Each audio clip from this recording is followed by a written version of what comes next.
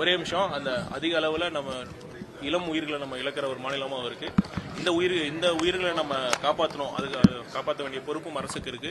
இப்போ NK48 program உங்களுக்கு தெரியும். 48 மணி நேரத்தில் எந்த ஹாஸ்பிட்டல் வேணாலும் நீங்கள் எமர்ஜென்சியில் போய் ட்ரீட்மெண்ட் எடுத்துக்கலாம். அதே நேரம் ஃபர்ஸ்ட் எய்டு முதலுதவியும் நம்ம செய்யணும்.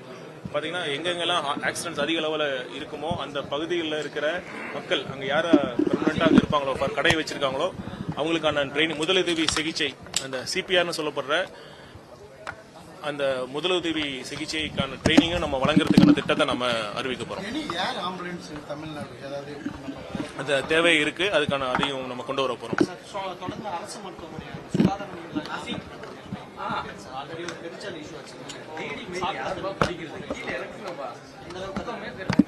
இந்த பிரச்சனை எல்லாம் இந்த 2 மாசத்துல வரல.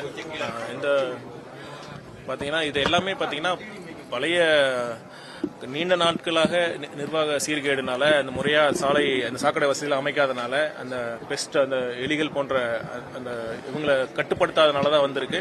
இப்ப நம்ம அரசு பதவியேற்ற பிறகு அதற்கான முயற்சிகள் நம்ம ஒவ்வொன்றா பண்ணிட்டு இருக்கோம். கண்டிப்பாக விரைவில் இந்த மாதிரி தொந்தரவுகள், இந்த மாதிரி கம்ப்ளைண்ட்ஸ் வராம நான் பாத்துக்கிறேன்.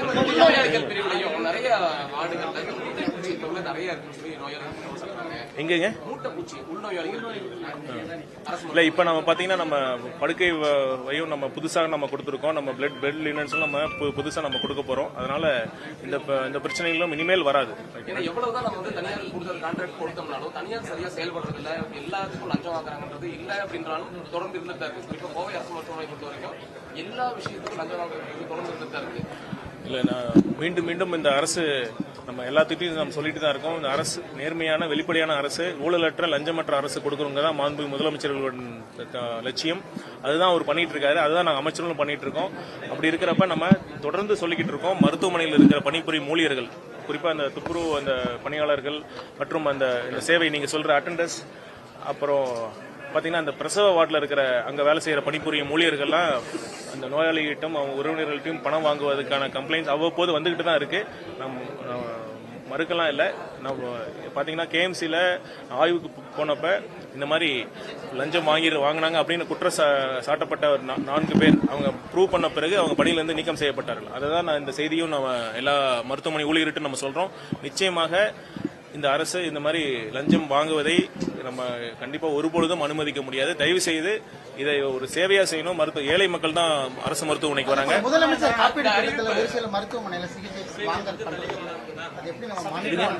முதலமைச்சர் காப்பீடு திட்டத்தில் நிறைய சிகிச்சை பண்றது இல்ல தமிழ்நாட்டில் பொறுத்த வரைக்கும் அந்த காம்ப்ரிஹென்சிவ் இன்சூரன்ஸ் ஸ்கீம் தான் நம்ம கொடுத்துருக்கிறோம்.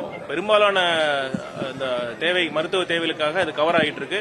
இப்ப மேலும் அதை நம்ம அந்த ஸ்கோப்பை நம்ம இன்க்ரீஸ் பண்ண முடியுமா அப்படிங்கறத பத்தி நம்ம பேசிட்டு இருக்கோம். கூடிய விரைவில் ஒரு நல்ல முடிவு எடுக்கும்.